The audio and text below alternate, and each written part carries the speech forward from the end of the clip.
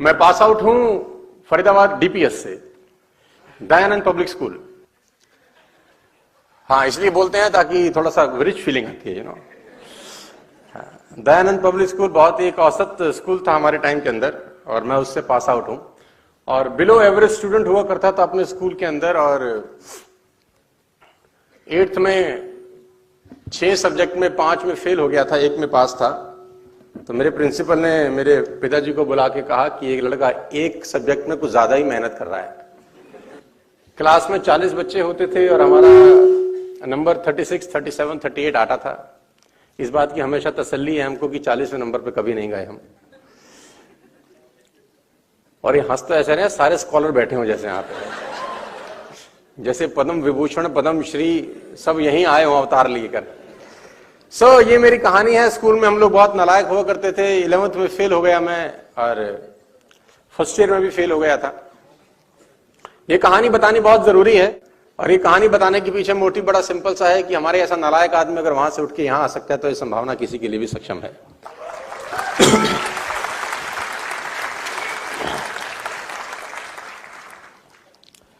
चालीस बच्चों की क्लास, 37th हमारा रैंक। मिडिल क्लास फैमिली की कहानी। पैसों के लिए घर घर में झगड़े होते देखना, 100-100 रुपए के लिए घर में झूठ बोला जाता था।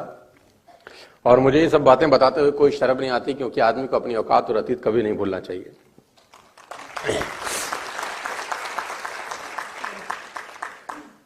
मैं अपने 2 दोस्तों के बारे में जरूर बताना चाहता हूं यहां पे, जिनसे मुझे बड़ी प्रेरणा मिली अपने जिंदगी में, अपने जीवन काल के अंदर। एक लड़के का नाम था राजेश शुक्ला, और वो लड़का मेरे साथ 12 के 12 साल दयानंद स्कूल में पढ़ता रहा, और वो 12 के 12 साल फर्स्ट आया। आपको जान के बहुत हैरानी होगी, बहुत कम ऐसा होता है कि एक ही बच्चा हमेशा टॉप पे रहे, क्योंकि ये तो सफलता में कभी आप ऊपर जाते हैं, कभी आप नीचे जाते हैं, तो वो पेंडुलम चलता रहता है इधर उधर इधर उधर। लेकिन वो राजेश की मैं बड़ी इज्जत करता हूं, और मेरा बड़ा अच्छा दोस्त है। अभी कभी कभी मुलाकात भी मेरी उससे हो जाती है। वो 12 के 12 साल फर्स्ट आया। कोई माई का लाल नहीं पैदा हुआ जो उसको सेकंड कर सके। पता नहीं क्या खाता था, उसकी माँ उसको कैसे पढ़ाती थी। ड्राइंग बहुत शानदार थी, पढ़ता बहुत शानदार था, खूबसूरत बहुत था, लड़कियां उसी पे मरती थी। मतलब ऐसे कहता है कि कोई पुण्य किए होंगे, ऐसा जन्म मिला उसको। 12 के 12 साल फर्स्ट आया सर। सेकंड लड़के पे, जो सेकंड लड़का आता था मेरी क्लास में, उसका नाम था शरद यादव। मेरा बड़ा अच्छा दोस्त है, अभी कभी कभी उससे भी मेरी मुलाकात होती है। वो 12 के 12 साल सेकंड आया। बड़ी अजीब इत्तेफाक था मेरे स्कूल के अंदर, मेरी क्लास के अंदर, कि फर्स्ट आने वाला 12 साल सेकंड ना हो सका, सेकंड वाला पूरी मेहनत करके फर्स्ट ना जा सका। और दोनों में कट थ्रोट कंपटीशन था, दोनों अगल बगल में रहते थे, और उन दोनों के कंपटीशन के कारण उनके घर वालों का भी कंपटीशन था। 3rd, 4th, 5th रैंक के लिए जरूर लड़ाई झगड़ा चलता था क्लास के बच्चों में। अपने को कोई टेंशन नहीं थी। 36, 37, 38 हमारो क्या दिक्कत थी। हमारे को तकलीफ तब होती थी जब असेंबली की जाती थी। जब असेंबली होता था 1 बरस के बाद, तो इनाम दिए जाते थे हमारे टाइम के अंदर, है ना। First rank goes to mister Rajesh, हमको पता था कि इसी को मिलता है सब। Second goes to Sharad, third goes to ABCD चलता रहता था। और मुझे याद है अच्छे से, आपको मैं इतिहास में ले जाना चाहूंगा। जो फर्स्ट रैंक आता था लड़का, उसको राजदूत का एक ज्योमेट्री बॉक्स दिया जाता था। तुमको इतिहास में अगर मैं ले चलूं, उसमें एक कंपास होता था, एक डी, एक स्केल। एक कंपास होता था जिसमें 2 चोंच होती थी। हमको समझ आज तक नहीं लगा साला बनाई क्यों गई थी ये, काहे को चूल लेनी है 2 चोंच। तुमको याद आया कुछ? तो राजदूत का पेंसिल बॉक्स मिलता था। The first rank goes to mister Rajesh. तो हम असेंडिंग ऑर्डर में बैठते थे।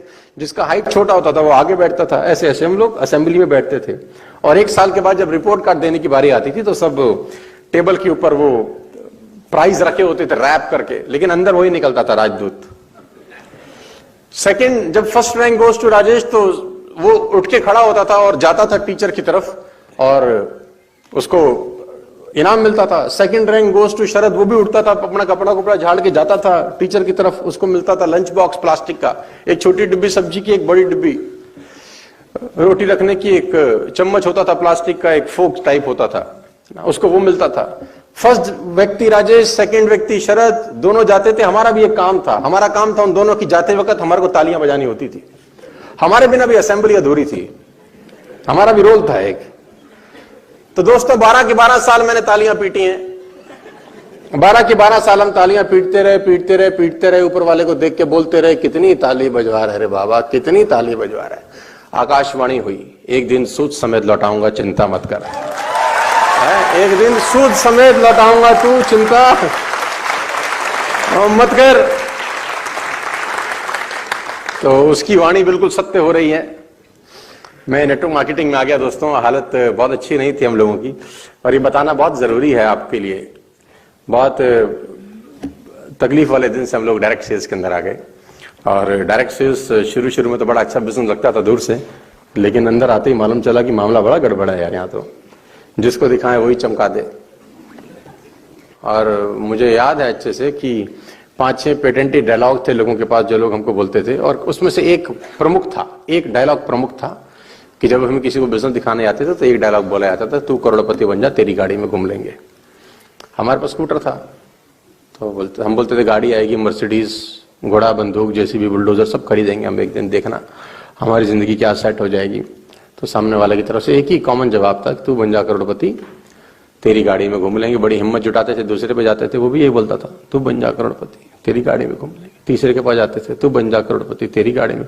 चौथे के पास जाते थे, धंधा दिखाने, बिजनेस दिखाने, सेल क्लोज करने, तू बन जा करोड़पति, तेरी गाड़ी में घूमने। इतने सारे लोग बोले तू बन जा करोड़पति, तेरी गाड़ी में घूम लेंगे। भगवान ने उन सब की सुन ली, अपने को बना दिया, है ना। तो वो कार्यक्रम अभी तक चालू है। और नेटवर्क मार्केटिंग सामना सामना हुआ सितंबर 14, 2005 को। नेस्विस डिटेल्स हमारी जिंदगी में आ गया छलांग मारता हुआ, और 14 सितंबर 2005 से पहले का जीवन और 14 सितंबर 2005 के बाद के जीवन में जमीन और आसमान का फर्क हो गया। आप सबको बहुत बहुत बधाई देना चाहता हूं कि आप बहुत खतरनाक इंडस्ट्री में हैं, बहुत जबरदस्त इंडस्ट्री में, और बहुत जबरदस्त बिजनेस प्लेटफॉर्म के ऊपर हैं। We are working from the last 16-17 years, approximately 18 years if I'm not wrong. I am with the company since 2005 सितंबर, और इस 14 साल की यात्रा बहुत शानदार रही। इस 14 साल में बहुत कुछ सीखने को मिला। इस 14 साल में सड़कों पे बहुत धक्के खाए। इस 14 साल में बहुत पिटाई हुई। और आपके लिए खुशखबरी मेरे पास ये है कि आने वाले समय में बहुत सारे लोग इस प्लेटफॉर्म से, नेटवर्क मार्केटिंग इंडस्ट्री से करोड़पति और अरबपति होने वाले हैं। आने वाले टाइम के अंदर ये इंडस्ट्री बहुत सारे लोगों को बहुत सुपर पपी रिच बनाने वाली है। अरबों खरबों रुपए लोगों के हाथों से इधर उधर जाने वाले हैं, लेकिन मैं चाहता हूं कि वो हाथ आपके हों। अरबों खरबों रुपए लोगों के हाथ से इधर उधर जाएंगे, मैं चाहता हूं वो हाथ आपके हों।